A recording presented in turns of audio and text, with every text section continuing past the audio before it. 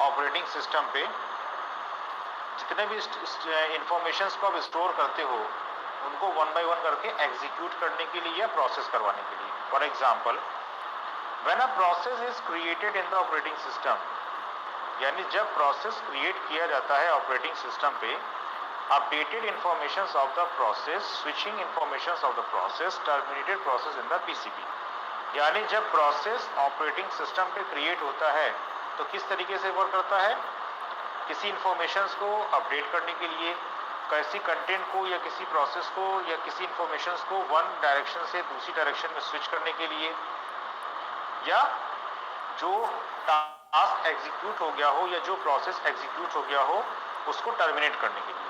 ठीक, that is called PCB, process control block. अब यहाँ पे कुछ एग्जाम्पल दिया हुआ है, ये स्टेप्स दिए हुए हैं कि कंटेक्स्ट स्विचिंग के स्टेप्स क्या क्या होते हैं, कंटेक्स्ट स्विचिंग काम कैसे करता है। There are several steps involved in context switching of the processes, यानी यहाँ पे कुछ स्टेप्स दिए गए हैं कि कंटेक्स्ट स्विचिंग प्रोसेस के लिए कैसे वर्क करता है। The following diagram represent the context switching of two process P1 to P2, यानी एक छोटा सा डायग्राम आपके सामने गिवन है जो ये बता रहा है कि दो प्रोसेस है, एक P1 है और एक P2 है, यानी P1 से P2 तक की जो चेन फॉलो की जा रही है वो किस तरीके से फॉलो की जा रही है। When an interrupt IO needs priority based process occurs in the ready queue of the PCB, यानी P1 से P2 तक जो कोई प्रोसेस जा रहा है या कोई वैल्यू जा रही है तो उसमें क्या क्या चीज़ें रहती हैं। अगर कोई इंटरप्शन आ जाए या उन प्रोसेस को इनपुट आउटपुट की नीड्स हो, आईओ नीड्स हो, या प्रायोरिटी बेस्ड कोई प्रॉब्लम अकर होती है तो उनको किस तरीके से हम लोग वर्क करेंगे। यहाँ पे आपको फिगर दिख रहा होगा, दो प्रोसेस हैं P1 और P2। P1 एग्जीक्यूटिंग शुरू हो रहा है, अपना आइडल टाइम से वर्क कर रहा है, और P2 भी अपना सेम टाइम पे एग्जीक्यूट हो रहा है।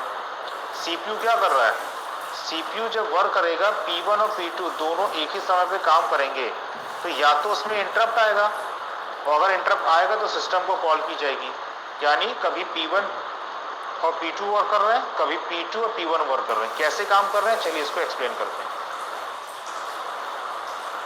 As we can see in the diagram, initially the P1 process is running on the CPU to execute its task.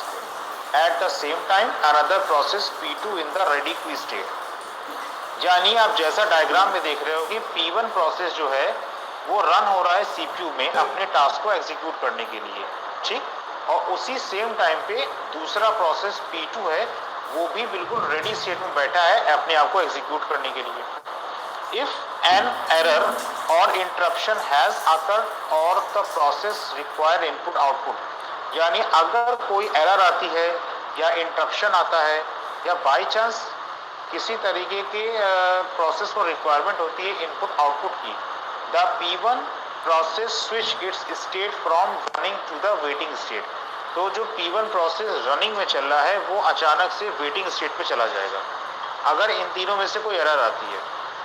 Before changing the state of the process P1, बिना P1 state change किए हुए context switching save the context of the process P1 in the form of registers and the program counter to the PCB1, यानी अगर तीनों में से कोई भी एरर आ जाती है तो P1 क्या करेगा, रनिंग स्टेट को तुरंत वेटिंग स्टेट में कन्वर्ट कर देगा, और कंटेक्स्ट स्विचिंग क्या करेगा, जो उसका कंटेंट वर्किंग में चल रहा है यानी जितना काम रनिंग हो चुका है और जो रेस्ट ऑफ अमाउंट बचा हुआ है उसको तुरंत सेव कर लेगा, जिससे हमारा प्रोग्राम का कंटेंट कहीं खोए ना या कहीं से डिलीट ना हो या लॉस ना हो।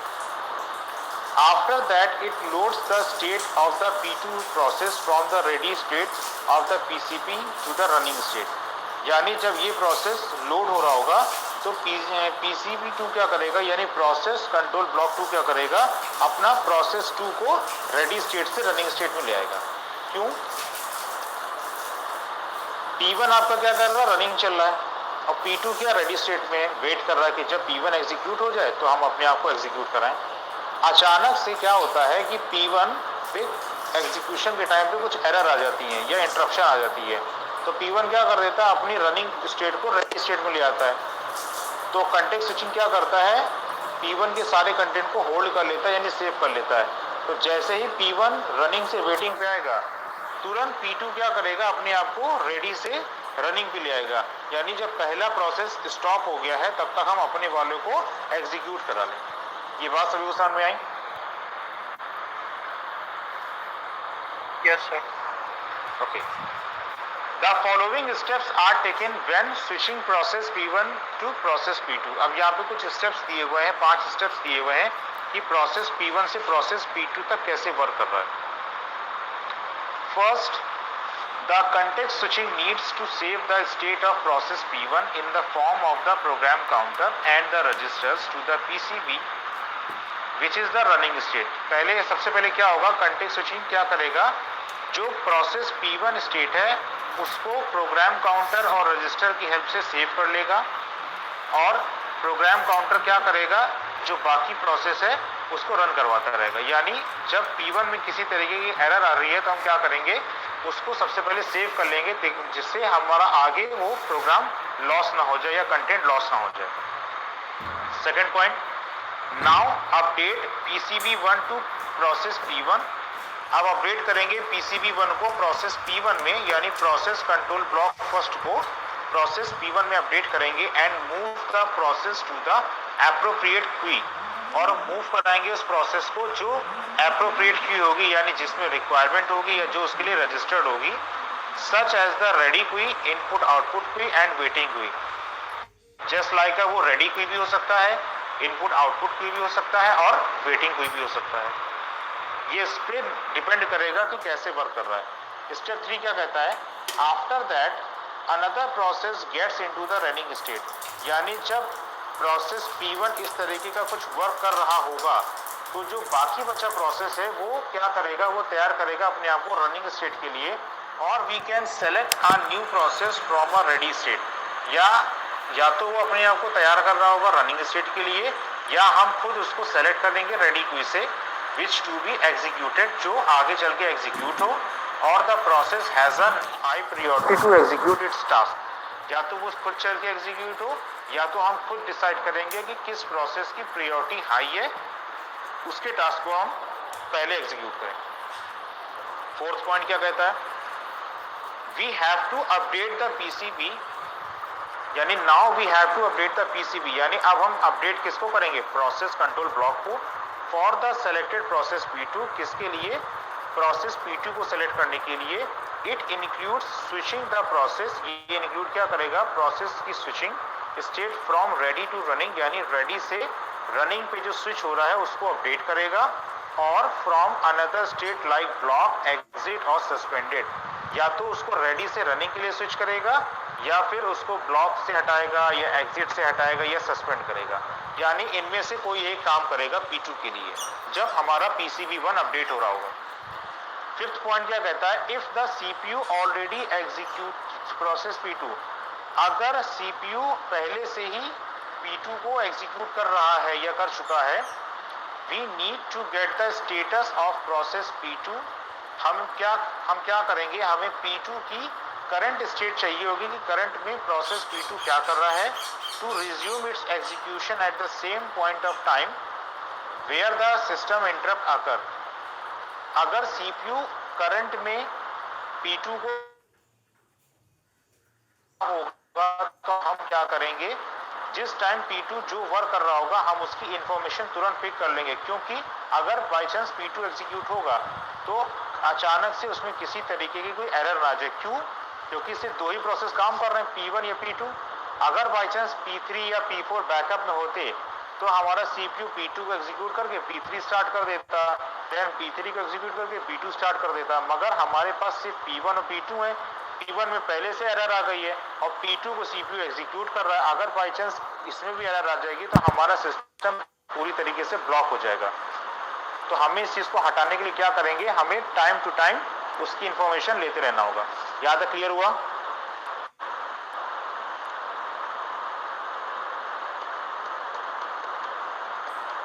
Similarly, process P2 is switch off from the CPU so that the process P1 can resume execution. जैसे ही CPU प्रोसेस P2 का टास्क एग्जीक्यूट कर लेगा, प्रोसेस P2 तुरंत स्विच ऑफ हो जाएगा और P1 फिर से रिज्यूम हो जाएगा जहां से उसने अपना टास्क को छोड़ा था। P1 process is reloaded from PCB1, यानी P1 प्रोसेस है वो रीलोड करेगा अपने आप को कहां से, प्रोसेस कंट्रोल ब्लॉक फर्स्ट से to the running state to resume its task at the same point.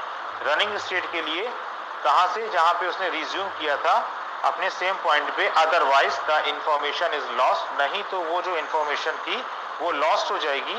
And when the process is executed again it start execution at the initial level.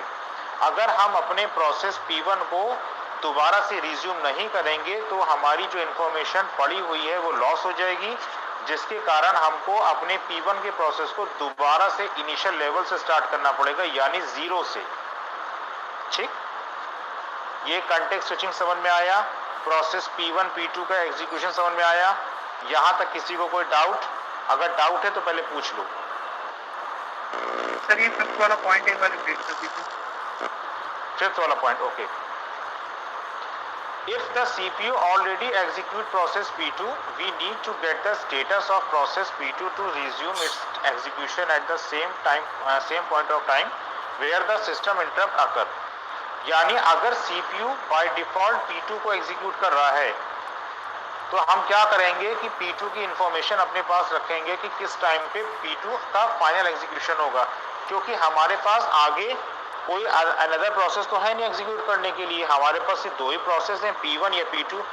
अगर आपके सामने P3 भी होता तो P2 execute होकर तुरंत P1 का रेडी स्टेट से एग्जीक्यूशन के लिए टास्क एग्जीक्यूट कर देता, क्योंकि जब P1 और P2 दोनों वर्क कर रहे थे तो P1 पहले से ही इंटरप्शन में आ चुका है, वो रनिंग से रेडी पे आ गया, जिसके कारण CPU ने क्या करा, P2 को उठा लिया, टास्क एग्जीक्यूट कर लिया। तो अब P2 में किसी तरीके का इंटरप्शन ना आए तो हम क्या करेंगे, जैसे ही CPU P2 का टास्क एग्जीक्यूट कर रहा होगा हम टाइम टू टाइम उसकी इंफॉर्मेशन लेते रहेंगे और उसमें किसी तरीके की कोई एरर ना आए, इसलिए उसको प्रॉपर वे में उसकी इंफॉर्मेशन लेते रहेंगे, उसको सेव कर देंगे। ठीक, और जैसे ही P2 का टास्क अपने आप स्विच ऑफ होगा, यानी P2 का टास्क जैसे खत्म होगा तुरंत P1 रिज्यूम हो जाएगा। अगर P1 रिज्यूम नहीं होगा तो हमारी P1 की जो इंफॉर्मेशन पड़ी हुई है वो कहीं ना कहीं लॉस हो जाएगी, जिसके कारण हमें P1 का एग्जीक्यूशन इनिशियल लेवल से स्टार्ट करना होगा।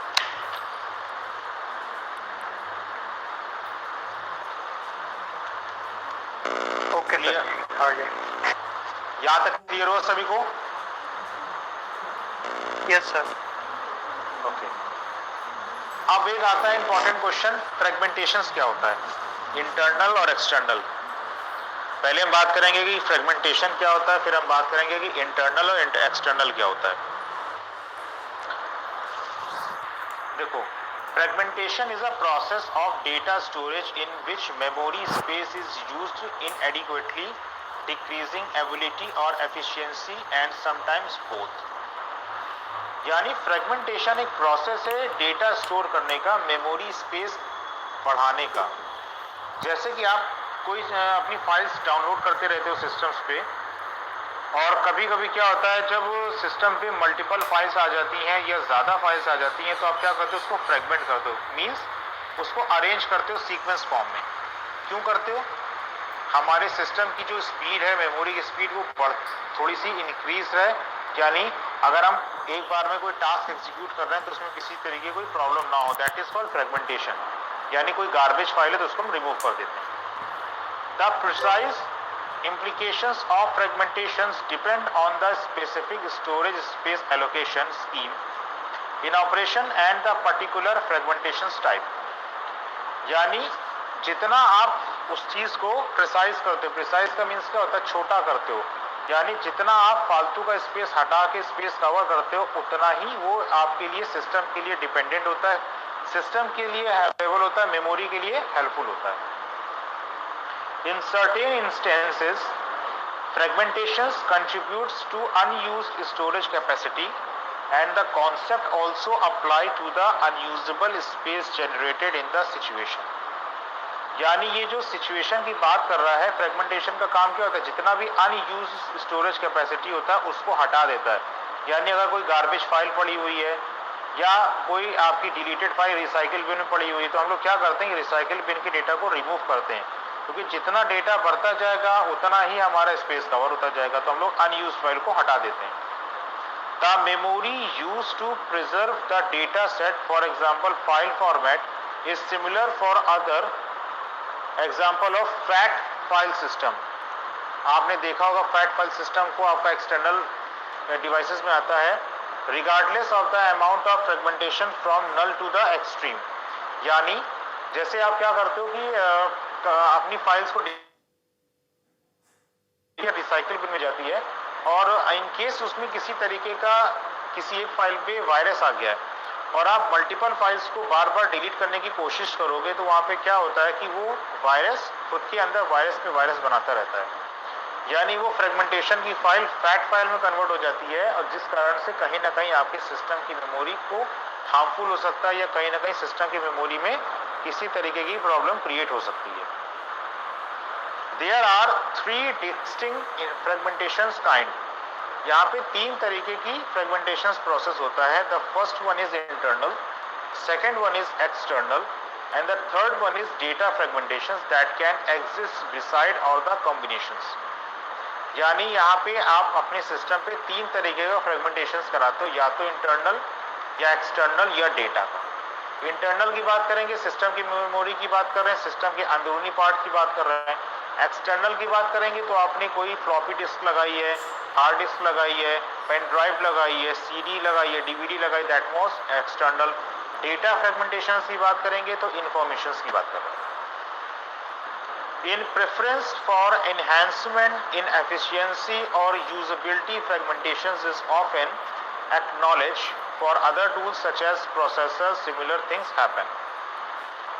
यानी प्रेफरेंस किसको दी जाएगी, सिस्टम की इन्हेंसमेंट के लिए, उसकी एफिशिएंसी बढ़ाने के लिए। यानी अगर आपकी इनएफिशिएंसी आ गई है, या जैसे कभी कभार क्या होता है कि जब आपके सिस्टम पे फॉर एग्जांपल आपने अपने डेस्कटॉप पे इतनी ज़्यादा फाइल्स रखी हैं जिसके कारण आपके डेस्कटॉप पे कोई पिक्चर ओपन होने में टाइम लग रहा है, या कोई फाइल ओपन होने में टाइम लग रही है, किसी तरीके का प्रोसेस एग्जीक्यूट हो रहा है, तो हम लोग क्या करते हैं कि अपने डेस्कटॉप की फाइलों को रिमूव करते हैं, फाइल्स को रिमूव करते हैं, जिससे डेस्कटॉप की पिक्चर क्लियर रहे और कंटेंट को सॉल्व करने में हमें किसी तरीके की प्रॉब्लम ना हो। अगर आप डेस्कटॉप पे मल्टीपल फाइल्स को रखोगे, मल्टीपल कंटेंट्स को रखोगे, तो कहीं ना कहीं वो सॉल्व होने में आपको प्रॉब्लम क्रिएट होगा।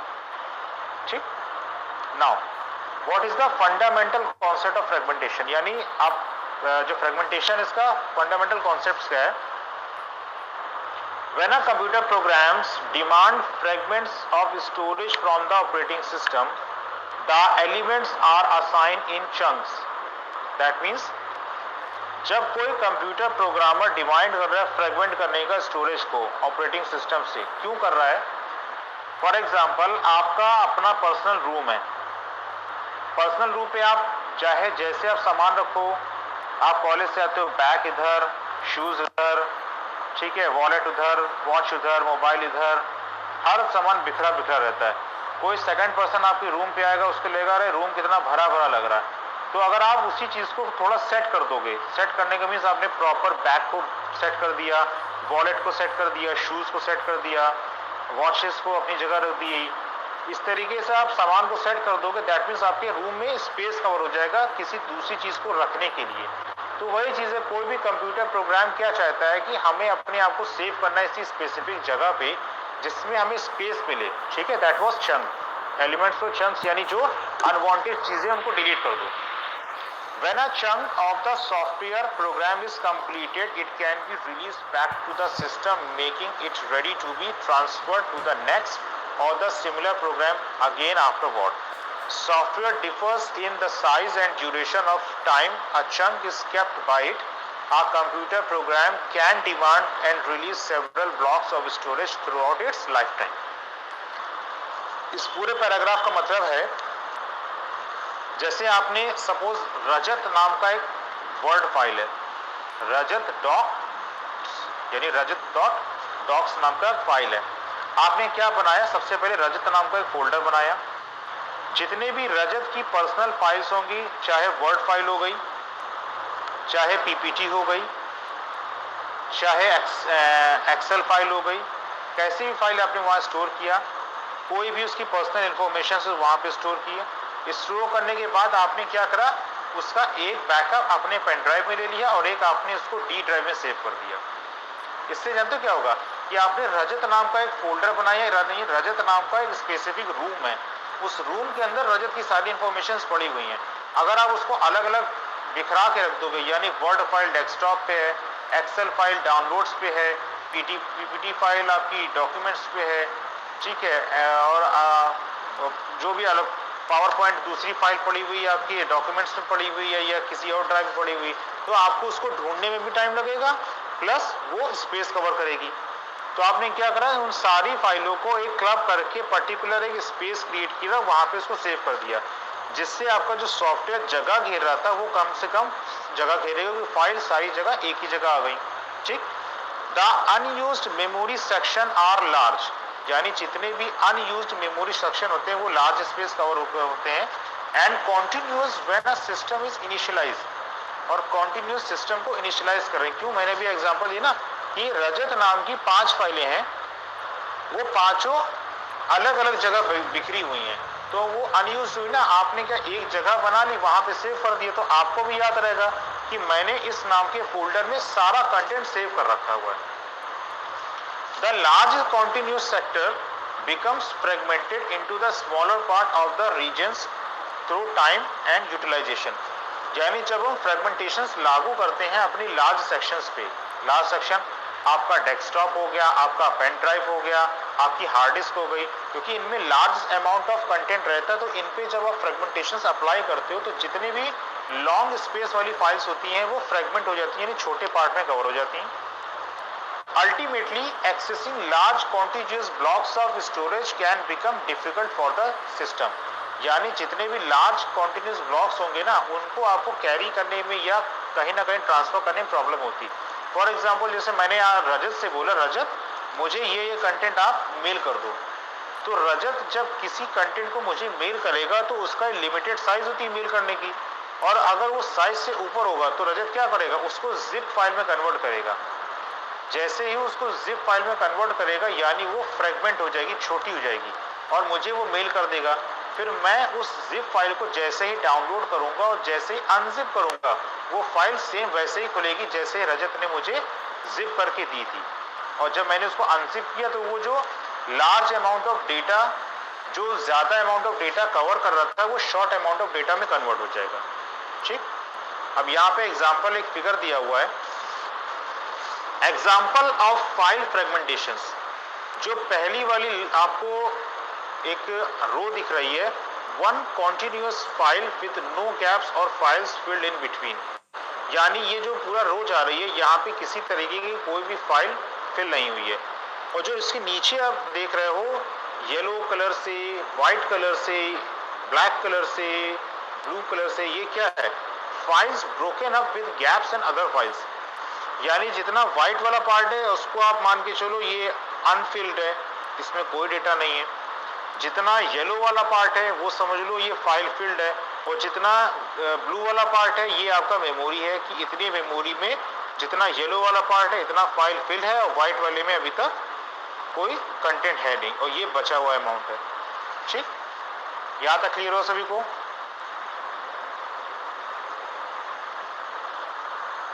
Yes sir. Yes sir. अब आता है इंटरनल फ्रेगमेंटेशंस। इंटरनल फ्रेगमेंटेशंस क्या होता है इसको हम बताते हैं। पहले फिगर देखिएगा,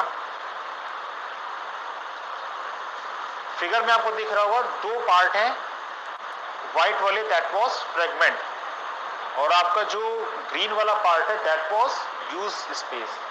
ठीक है, यानी ये टोटल फाइल है, असाइन किया गया है आपको, जिसमें से जितना ग्रीन वाला पार्ट है दैट वाज आपने यूज कर रखा है, जो आपको व्हाइट वाला पार्ट है वो अनयूज्ड है, या आपने उसको फ्रेगमेंट किया हुआ है, तोड़ा है आपने। ठीक, कंटेंट क्या बोलता है, most memory space is often reserve then is required to adhere to the restrictions regulations storage space. For instance, memory can only be supplied in blocks multiple of 4 to system.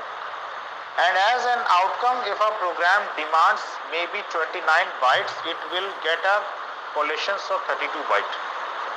इस line का कोई मतलब बताएगा मुझे? ये जो पहला वाला मैंने शुरुआत की 4 लाइनें पढ़ी हुई हैं, मोस्ट मेमोरी स्पेस से लेके collections of 32 bytes. सर जितनी मतलब मेमोरी की फाइल है उससे ज़्यादा उसको ब्लॉक अलाउट होता है. ठीक है, और कोई?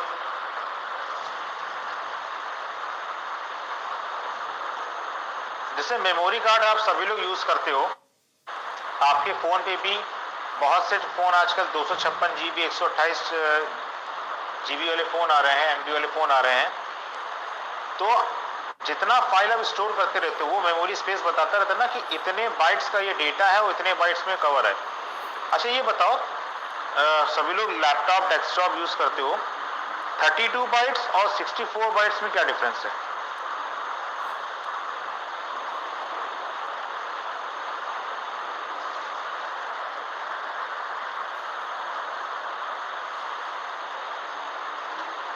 ये तो सभी को पता होगा ना, what is difference between 32 bytes and 64 bytes?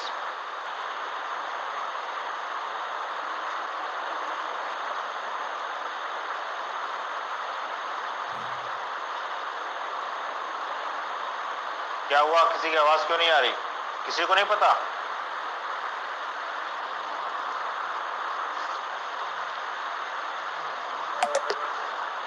अच्छा ये बताओ, क्या 32 बाइट्स पे आप 64 बाइट्स के कंटेंट को स्टोर कर लोगे?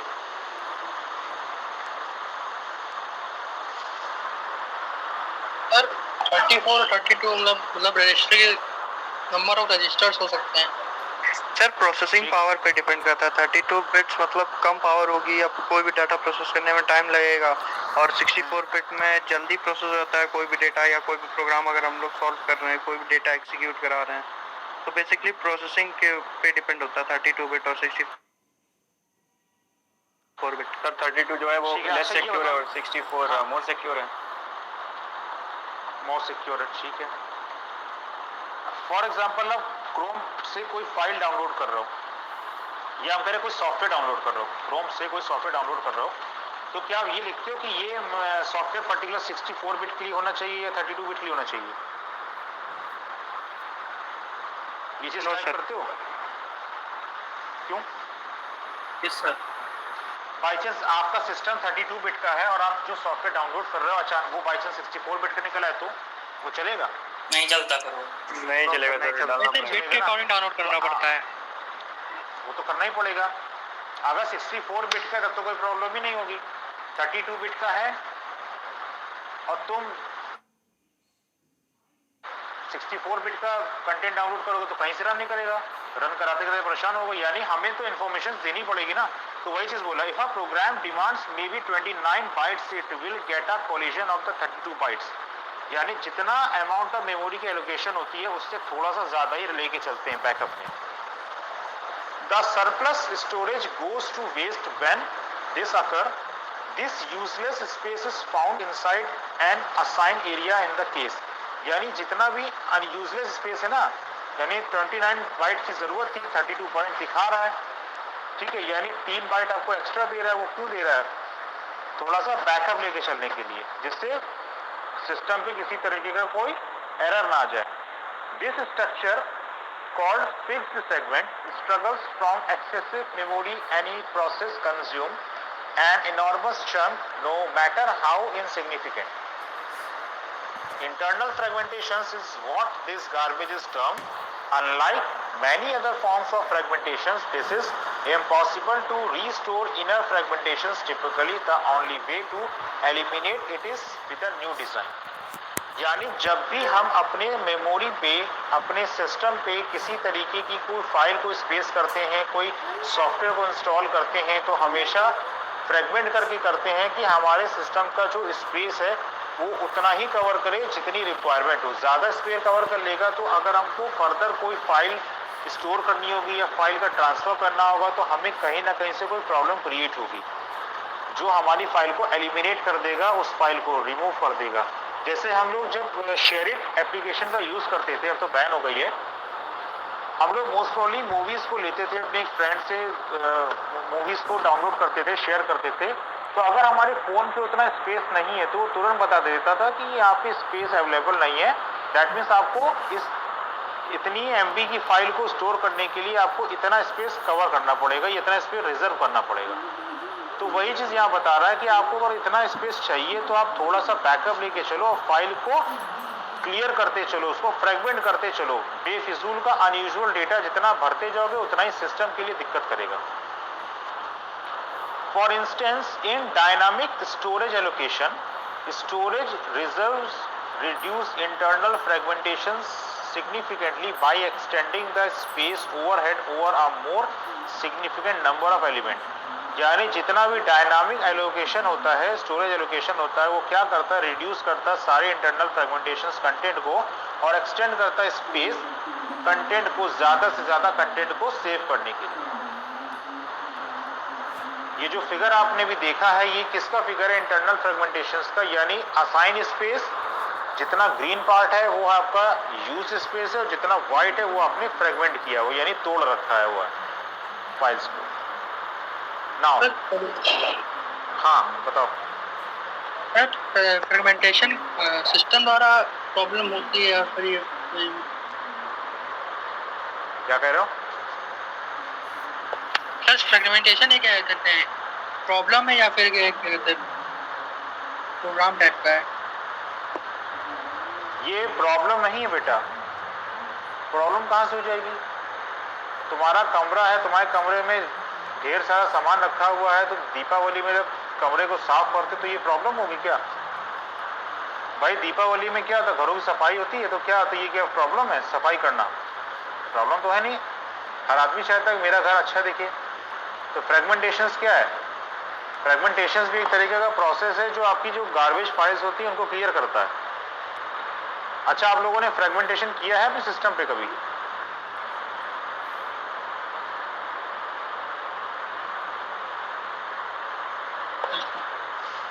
हाँ? No sir. सेक्शन ई क्यों?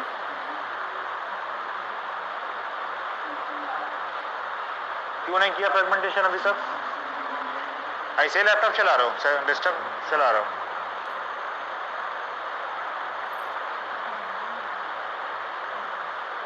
व्हाट्सएप के अलावा, ट्विटर के अलावा थोड़ा समय इन सब चीज़ों में दिया करो।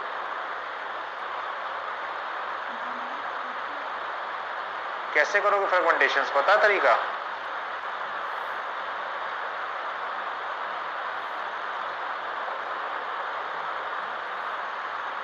अरे बोलोगे हाँ ना, सोते रहोगे सबके सब।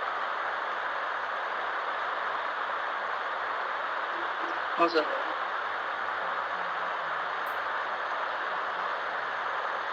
डिस्क क्लीनअप से, good. Abhishek Singh, correct answer. Disk cleanup से आप फ्रेगमेंटेशन कर दोगे फाइल को। आप चाहो तो अपनी पेन ड्राइव को फ्रेगमेंट कर सकते हो, हार्ड डिस्क को फ्रेगमेंट करते हो, या जो लैपटॉप यूज कर रहे हो उसको कर सकते हो। ठीक है, तो अपने सिस्टम को फ्रेगमेंटेशन किया करो, फ्रेगमेंट किया करो।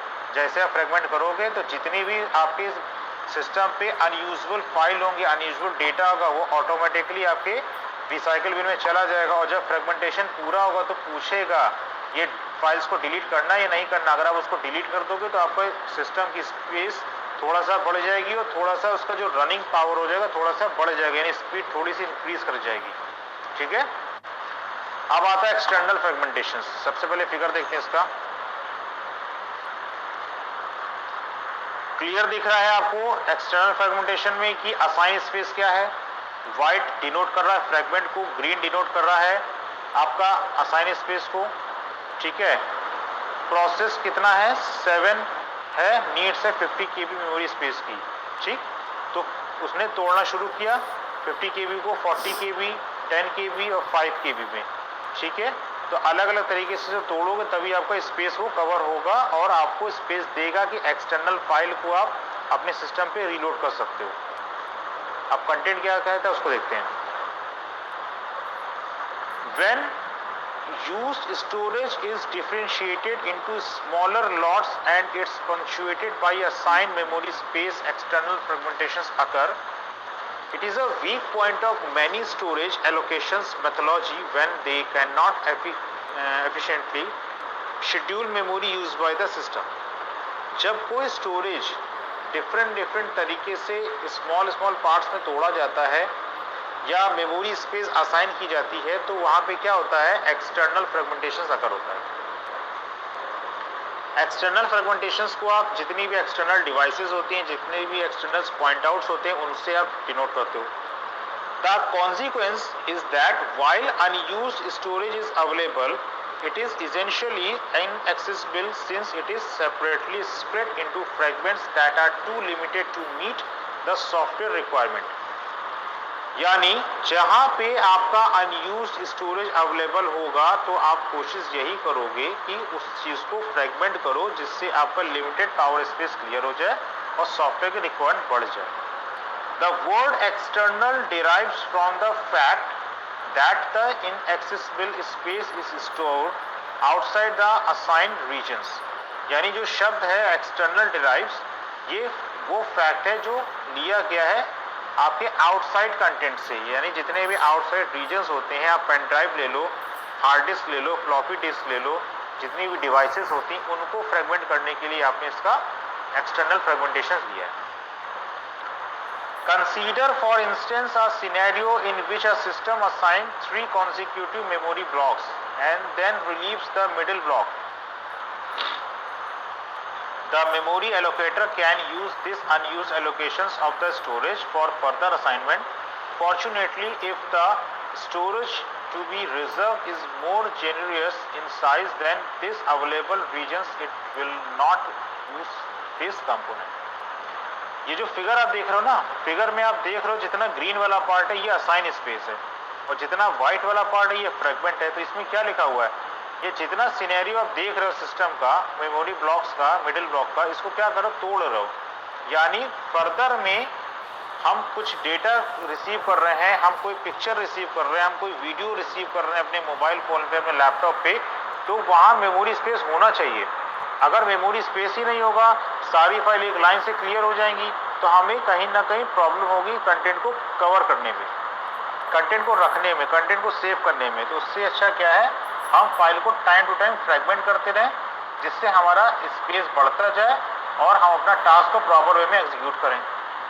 In data files, external fragmentation often exists when several files of various sizes are formed, resized, discarded. If a broken document into several small chunks is removed, the impact is much worse since this retains equally small free space section.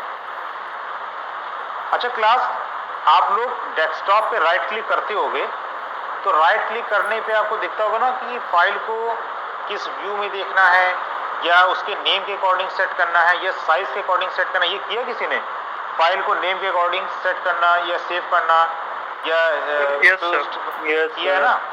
तो वो क्यों होता है? For example आपकी जो multiple files हैं desktop पे, suppose आपके डेस्कटॉप पे 25 से 30 फाइलें पड़ी हुई हैं और सबका साइजेस अलग है, तो आपने क्या कर दिया, उनको साइज के अकॉर्डिंग सेट कर दिया। तो उससे क्या होगा, जो डिसेंडिंग ऑर्डर में होगी फाइल इस ऑर्डर में लग जाएगी, यानी जिसकी केबी ज़्यादा होगी वो पहले आएगी, जिसकी केबी कम होगी वो बाद में आएगी, यानी डिसेंडिंग ऑर्डर में लग जाएगी। उससे क्या होगा, जो पूरे डेस्कटॉप पे अलग अलग तरीके से फाइल पड़ी हुई हैं और रीअरेंज फॉर्म में है, अरेंज है ही नहीं बिल्कुल, बड़ी फाइल ऊपर है, छोटी फाइल नीचे है, तो कहीं छोटी फाइल इधर है, बड़ी फाइल इधर है। आपने क्या करा, या तो उसके नेम के अकॉर्डिंग कर दिया कि अल्फाबेटिकल ऑर्डर में सेट हो जाए, या तो साइज के अकॉर्डिंग कर दिया, यानी आपने वहाँ भी फ्रेगमेंटेशन अप्लाई किया है, जिससे हमारा जो बेमतलब का स्पेस कवर हो रहा है डेस्कटॉप पे वो हट जाए और फाइल को एक हमने रीअरेंज फॉर्म में कन्वर्ट कर दिया। ठीक, तो इस तरीके का जो फाइल का कन्वर्सेशन कहलाता है या फ्रेगमेंटेशन कहलाता है, ये क्या कहलाता है, फ्रेगमेंटेशन। किसके लिए, इंटरनल के लिए, एक्सटर्नल के लिए। अगर हम डेटा की बात करें तो मैंने बोला ना कि रजत नाम का फोल्डर है, रजत नाम के फोल्डर के अंदर कई सारी फाइलें पड़ी, तो वहाँ पे अगर आप अप्लाई करोगे ना कि ये साइज के अकॉर्डिंग हो जाए या नेम के अकॉर्डिंग हो जाए, तो वो क्या कहलाएगा, डेटा फ्रेगमेंटेशन। क्योंकि डेटा क्या इन्फॉर्मेशन है, उस फोल्डर के अंदर इन्फॉर्मेशन को आप फ्रेगमेंट कर रहा हूँ, that is called data fragmentation. ये टॉपिक सभी को समझ में आया? Yes sir. अब यही भी इसका डिफरेंसेस लिखा हुआ है, इंटरनल एक्सटर्नल जो मैंने पढ़ाया है वही इसके डिफरेंसेस के बीच में है। तो अगर पेपर में आपको क्वेश्चन आता है, बेसिकली ये क्वेश्चन सेक्शन ए में जरूर पूछा जाता है, फ्रेगमेंटेशंस क्या होता है। अगर आपसे पूछा जाए इंटरनल एक्सटर्नल क्या होता है, तो ये 5-5 पॉइंट लिखे हुए हैं, इनको आपको तैयार करना है। हो जाएगा ठीक? Yes sir. तो रेगुलर पढ़ाई करते रहो सभी लोग, जितने लोग सो रहे हो जाग जाओ, बहुत कायदे से बता रहे हैं, ठीक है ना? क्योंकि तुम लोग अटेंडेंस 3-4 दिन से हम देख रहे हैं बहुत कम हो रही है। जब जब पूछने की बारी आती है सबके अटेंडेंस गायब होने लगते हो। आज किसी से पूछा नहीं तो ये इस समय अटेंडेंस सही चल रही है। बेटा पेपर आएंगे तो हम चाहते नंबर सभी के अच्छे आए, कम से कम 50 के ऊपर सभी के नंबर आए ऑपरेटिंग सिस्टम में। मेहनत करो, ठीक है? नेक्स्ट लेक्चर मिलते हैं। Thank you class. Thank you sir.